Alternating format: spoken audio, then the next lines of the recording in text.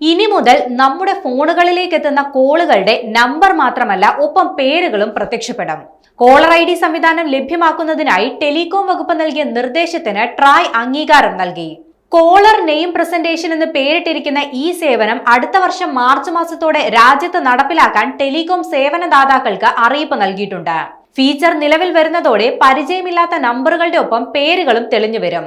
True collar പോലെയുള്ള third party ആപ്പുകളാണ് നമ്മളിപ്പോൾ പേരുകൾ കണ്ടെത്താനായി ഉപയോഗിക്കുന്നത്. എന്നാൽ പുതിയ സേവനം നിലവിൽ വരുന്നതോടെ അപരിചിതമായ നമ്പറുകൾ അറ്റൻഡ് ചെയ്യണോ വേണ്ടയോ എന്ന് എളുപ്പത്തിൽ തീരുമാനിക്കാനാകും.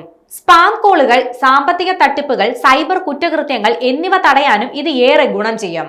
ഫീച്ചർ ആവശ്യമില്ലാത്ത ആളുകൾക്ക് അത് ഒഴിവാക്കാനുള്ള സംവിധാനവും ഉണ്ടാകും.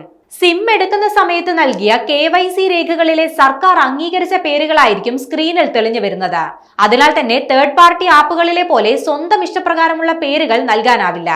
ആദ്യഘട്ടത്തിൽ 4G, 5G ഉപയോക്താക്കൾക്കായിരിക്കും ഈ സേവനം ലഭ്യമാവുക. മറ്റ് നെറ്റ്വർക്കുകളിൽ ഇവ നടപ്പിലാക്കുന്നതിനായുള്ള സാധ്യതകളും പരിശോധിക്കും.